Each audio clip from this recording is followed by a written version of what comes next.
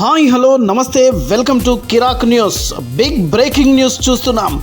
కేతపల్లి మండలం తిప్పలగూడ గ్రామానికి చెందిన వంటల సైదులు సన్ ఆఫ్ జానయ్య 36 సంవత్సరాలు నిన్న సాయంత్రం 7-8 గంటల రాత్రి సమయంలో తనపై కత్తితో గుర్తు తెలియని వ్యక్తులు దాడి చేశారు. తన తలపై చెవిపై పొడిచి హత్య చేశారు.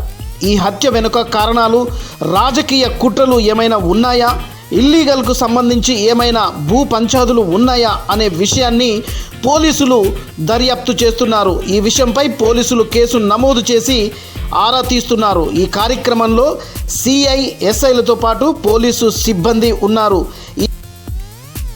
కిరాక్ న్యూస్ నిజం నిక్కచ్చిగానే ఉంటుంది.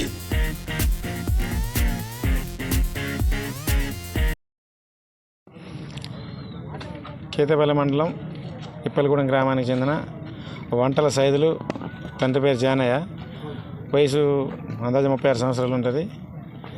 ఈయన్ను నిన్న సాయంత్రం అందాజా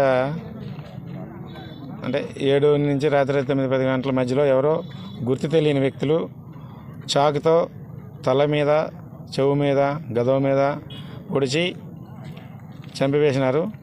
ఈ చంపడానికి గల కారణాలు కానీ, చంపిన వాళ్ళు కానీ ఇంకా తెలియరాలేదు. వాళ్ళ కొడుకుతో దరఖాస్తు తీసుకొని కేసు నమోదు చేసినాము. దీన్ని ఇన్వెస్టిగేషన్ చేసి తొందరలోనే నిందితులను పట్టుకొని చట్టపరంగా చర్యలు తీసుకుంటాం. సార్ ఇల్లు ఏమైనా రాజకీయ కోణం ఉందా? ఇందులో ఎలాంటి రాజకీయ కోణం లేదు.